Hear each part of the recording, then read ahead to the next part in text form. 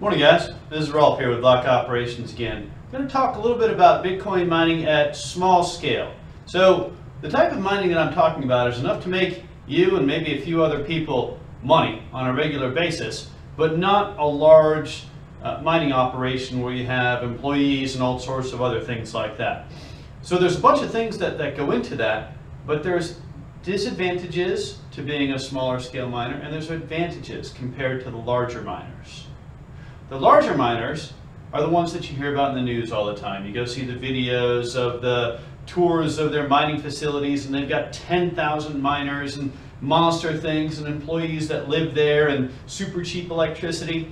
That's not what we're trying to do. If we try to copy that, we're already going down the path of not doing so well because we don't have the advantages that they have. So some of the advantages that the large miners have that we don't have, let me write those down and then we can talk about them.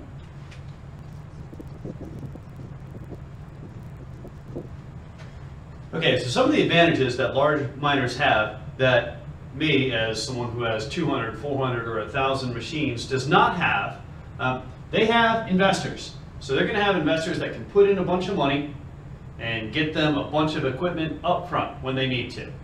And that helps. Because instead of having to bootstrap your operation out of profits or take your savings or offset other stuff like that, they have investors that'll put money in for them. They've also got very cheap electricity. Once you start in most places going above 200,000 kilowatt hours per month, you start to get into the inexpensive electricity rates. And that's on the order of 2 to 3 cents per kilowatt hour. I guess I've read that some places in China, they just get the overflow from the local dam power plant. Maybe it's even less expensive than that. That type of rate is hard to get in the 200 unit and under realm. So that's tough to match. They've also got scale where they can hire employees. Once you start getting a differential between your incoming revenue and your costs, you can pay for some employees. Now, these advantages also turn into disadvantages for them. And let me talk about that as well.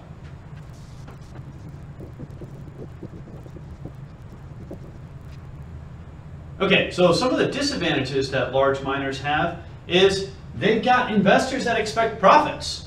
These investors are talking to them monthly, quarterly, and they want them to give them projections. Okay, how much money are we going to make this month? How much money are we going to make this year? When am I going to be able to start to get some of my money back in the form of cash flow, or are you selling to a larger organization? Okay, those are sometimes difficult conversations to have. They're not conversations that I want to have, for sure, and they distract people from the actual operations. So I've been the owner of a company that has 60 employees without outside investors, thank goodness. But I've also invested in companies, and I know if I put my money into companies, I expect those folks to deliver results, and I expect to be able to get many times my money back over a 5 to 10 year period. So dealing with investors is a weakness, and so once you have to deal with investors, sometimes you have to do things that are on a short-term basis or don't seem to make sense if you're just running an operation for profitability.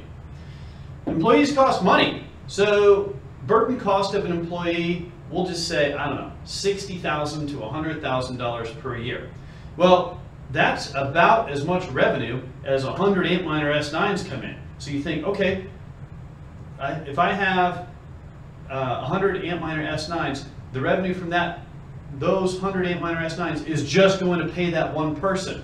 And so you have to have a few hundred Antminer S9s to get the revenue for the salary for a person. Then you have to have an HR department, you have turnover, you have to provide 401k, retirement plans, you got to provide medical, and pretty soon you're going down the path of having lots of costs that have nothing to do with Bitcoin mining. So employees, try to stay away from having employees if at all possible. Rigid operations. Okay, so with the investors, with the employees, then you have to put together a plan. And you say, well, here's what we're going to be doing for the next year. We're going to be buying this many miners, we're going to be deploying them, and what if the Bitcoin price goes down? Or what if something new and different and better comes along? It's really hard to adjust your plans right in the middle of things. So these are some disadvantages that large miners have.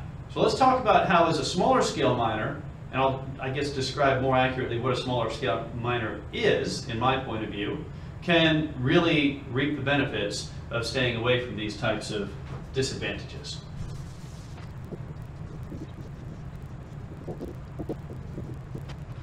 Okay, so to me, a small miner is someone that's running less than about 1,000 servers. 100 servers, 20 servers, 200, 500, less than about 1,000. Stuff that you and maybe a business partner or one of your kids can help take care of. So we're talking maybe 1 to 5 people that can take care of this stuff. All folks that are owners in it and are not employees. Owners are going to care about this business enough to make sure that everything's running properly all the time. Employees, a lot of times they have other priorities. I've been an employee, I've had employees. I know how a lot of times the actual running the operation at maximal efficiency and maximal profitability sometimes isn't the priority of an employee. Also, small miners, you can mine Bitcoins and altcoins. And we'll talk about in another episode what mining altcoins will do for you and how you can then use those to trade on an exchange and get increased profits. But these are major things that you can do as a small miner. You need to make sure that you're taking advantage of them. Bitcoin mining is a great place to start, and there's always going to be room for Bitcoin mining. But once you get your feet wet doing that and get some experience, then you need to look at additional ways to bring in money.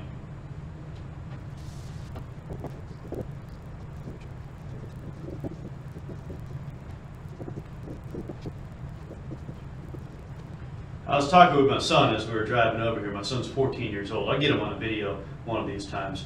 We homeschool, and then so he goes to school a couple days a week, and then the other days he helps me with the mining. So we've been building GPU miners to be mining Zcash and Ethereum and other things like that. We've been trying different miners to be mining Dash and Script. Right now, we tried mining on the Script miner Litecoin, but we're also mining Gulden. So we talked on the way over about some of the different skills that you've got to have as a small miner, above and beyond the obvious ones of understanding, basic understanding about electricity. Well, I'll write those down.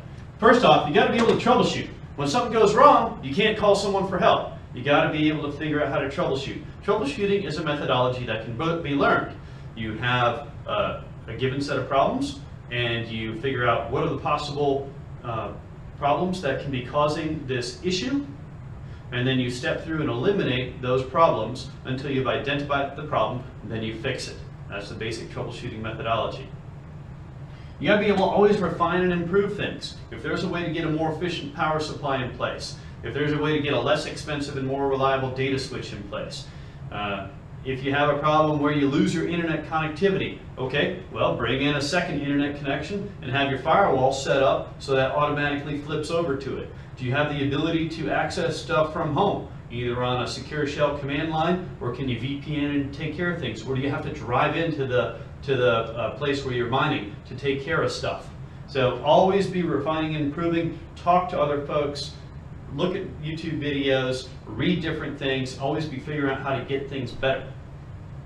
Research for ideas and answers. You have to have the ability to go out and read.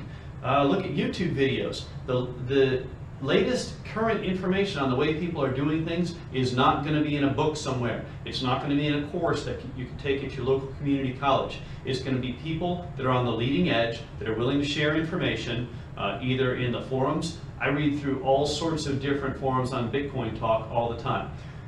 Then there's Slack channels that I'm on. There's different forums for Litecoin, for Dash, for Zcash. There's all sorts, there's Reddit forums. There's a bunch of things that you have to go out there and figure out what's going on.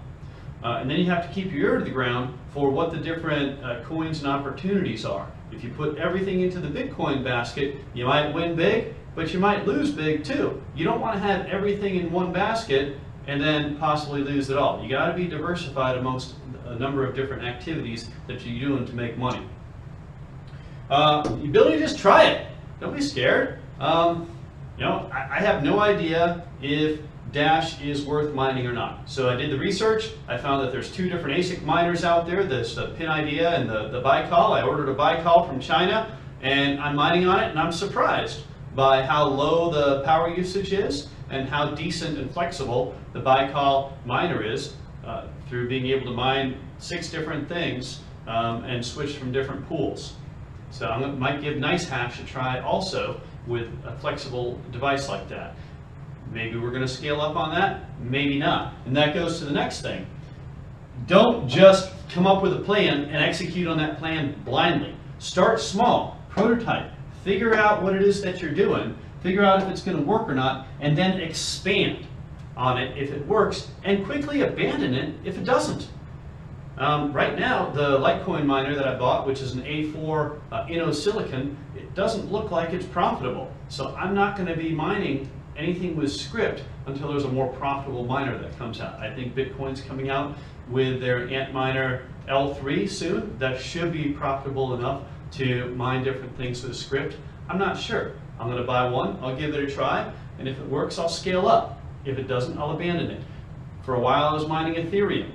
Ethereum's gone down in price, and the mining pool has gone up, so I swung all my rigs, GPU rigs, over to mining Zcash. Right now, that's the best thing to be mining. I'll be looking at other things to mine. I was looking at Monero, but Monero's a little strange, so right now I'm mining Zcash. I put that onto my account at Poloniex. I put sell orders at a recent high point for Zcash to convert it to Bitcoin, and then I convert that Bitcoin into something else and hold on to it. So there's lots of different ways that you can make money as a small miner, but you got to have some basic skills. Now let's talk about some, other than the business and operational skills, let's talk about some of the technical skills that you're going to want to have or you're going to want to learn.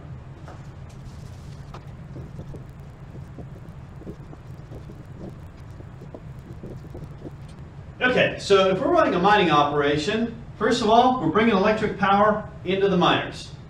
Okay, we're also bringing coolant in to cool the miners.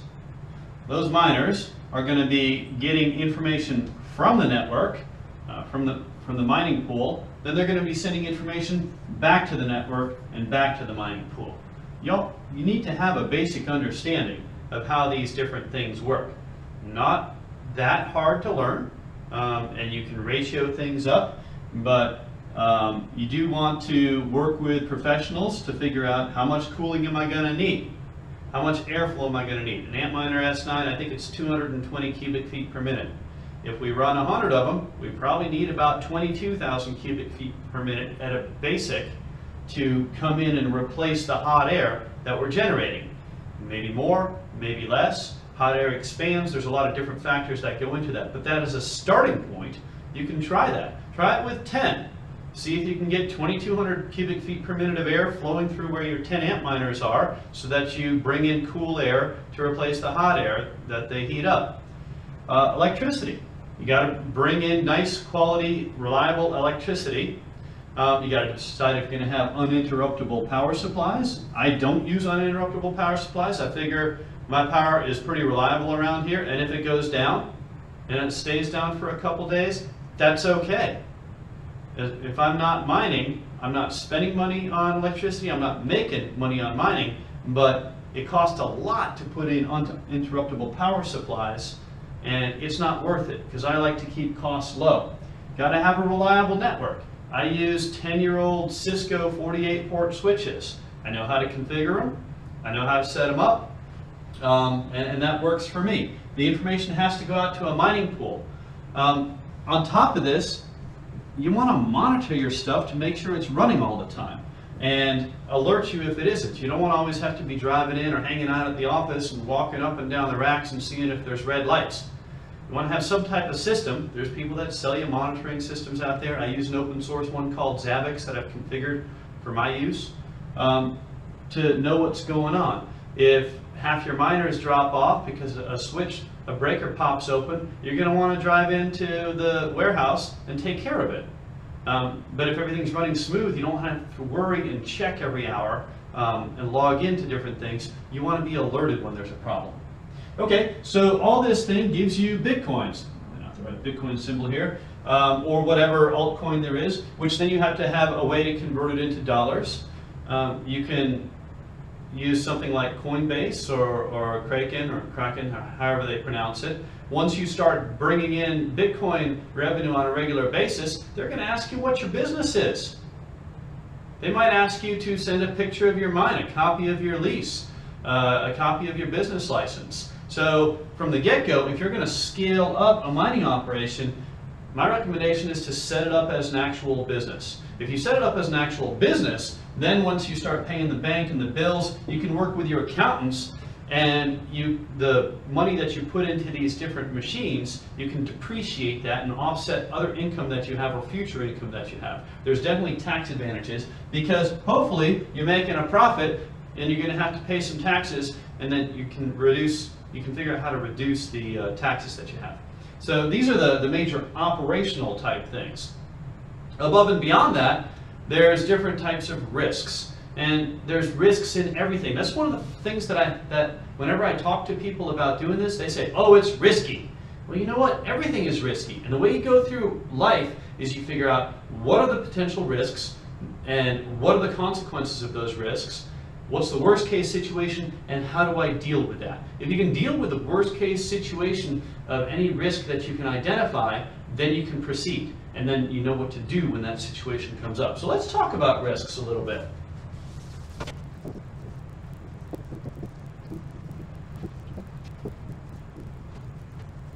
So here's some of the risks that I think about running this type of operation.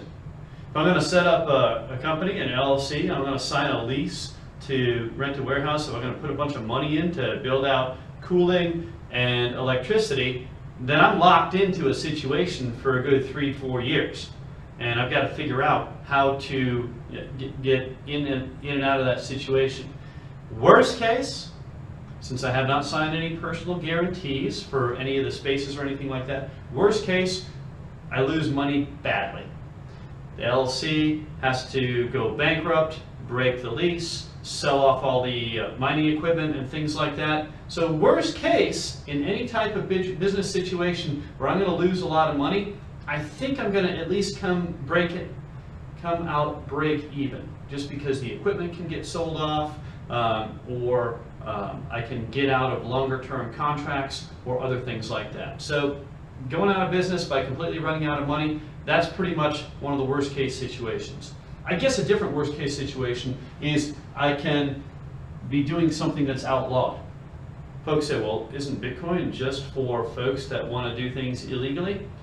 No, it's not. It's for folks that want to be able to have a form of electronic cash that's not controlled by the bank or governments.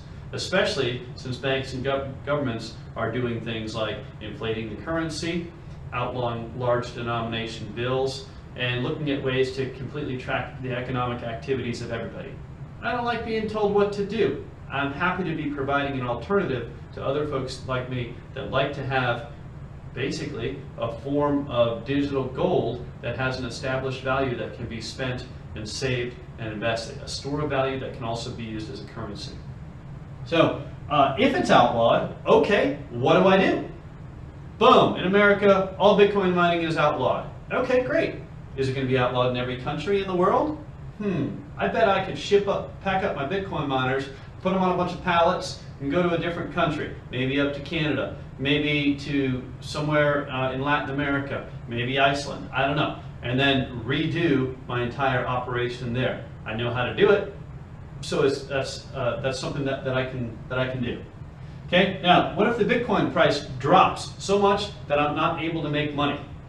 Well, that would be a problem, and that is a concern. That's one of the reasons that I'm diversifying into other altcoins in my mining and not keeping all my profits in Bitcoin.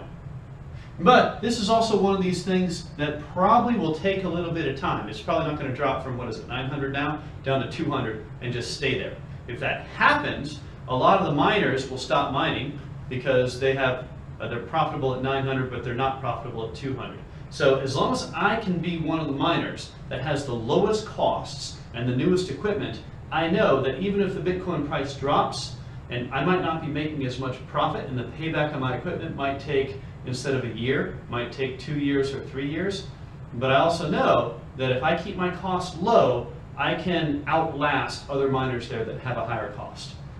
Okay, yeah, and with that, too many miners, adding too much petahash to the system. So far, the amount of miners coming online and the price of Bitcoin has maintained a steady enough flow so that the miners make money. But again, this is why it's so important to be running a very efficient mining operation with equipment at the latest process technology and keeping your costs low as possible. If you can have some of the lowest costs in the mining industry, you're going to be okay. When the price drops or too much petahash or exahash or whatever it's called these days comes online. Theft. What if someone breaks in and steals all my stuff or destroys it, or if I have a fire or something else? Well, I get insurance. I've got a local insurance agent. I've got enough insurance to cover all our gear. We made sure that when we did the build out, we used licensed contractors. They followed the code. We registered with the county, so we haven't done anything illegal that could cause the insurance company to deny our claims.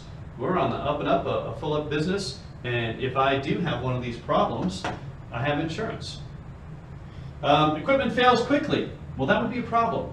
If we bought a whole bunch of equipment and then 3 to 6 months it failed quickly. That's one of the reasons why I prototyped and proved a concept and ran in a smaller space. I'll do a video of my smaller space here.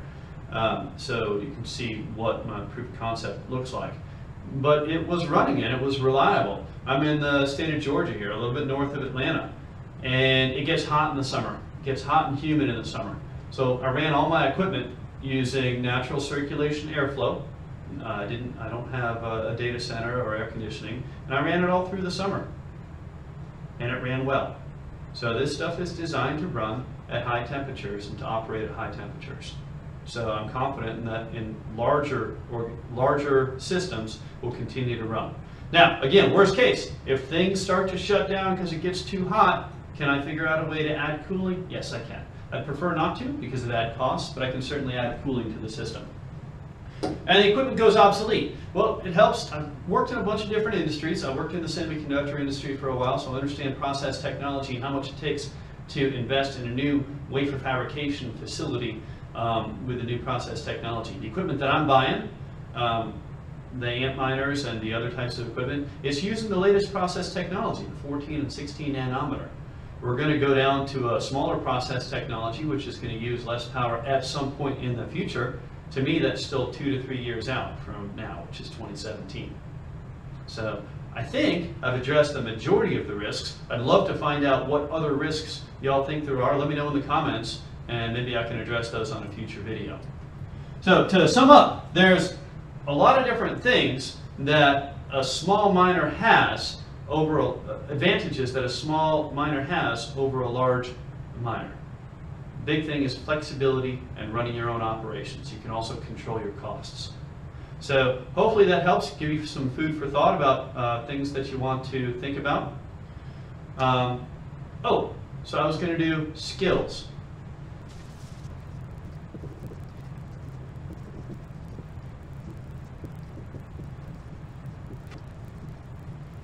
Okay, there's some basic technical skills that you probably want to have to succeed at Bitcoin mining. It'd be great if you knew how to build a PC. GPU miners that have 6 graphic cards in them. I've got instructions on my website how to put those together, all the parts you need, the complete bill of materials, how to put everything together, how to load the Linux operating system and get it up and running, and then how to do some basic troubleshooting. If you can go through and learn how to do that, that would be a good skill to have. It would give you the ability to do a bunch of different things. Follow instructions on how to use Linux. Well, all these miners out there have a basic Linux built into them. Do you need to know how to secure shell to them and access them?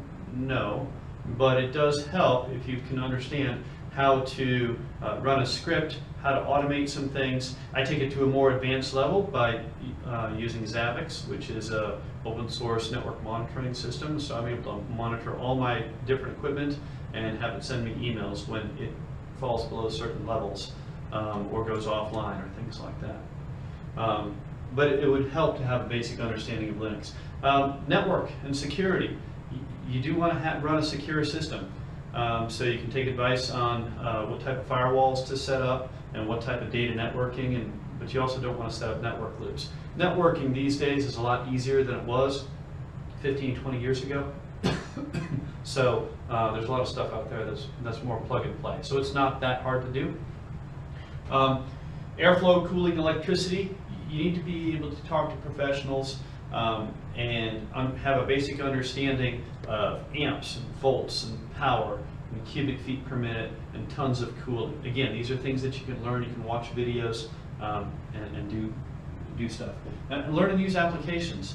So if you want to be storing your Bitcoin in a secure way, you got to learn how to use a hardware wallet and the applications that go with that. You got to be able to go online and access a mining pool. You have to be able to go into the graphical user interface of the different mining machines and hook them up to a pool and monitor and make sure that things go well. You may want to do some A/B testing between different mining pools to figure out which one's paying you the most. So there are different applications that you can learn. Is the skill set insurmountable to be able to run this type of stuff yourself? No, it's not. But I would recommend start small, learn a bunch of things when you're small, make mistakes when you're small, and then grow from there. Hopefully this video gives you some ideas and gives you some of the confidence that you need in order to start running your own mining operation. Because the more people that do this, that run small mining operations, instead of just the large centralized mining operations, the more that we're going to be able to continue to grow and expand the Bitcoin and altcoin economy to have it fully distributed amongst different locations around the world. So again, this is Rolf Versluis. I'm with Block Operations. Come to our website, check out some of the tips and other ideas that I've got here, and best of luck to you.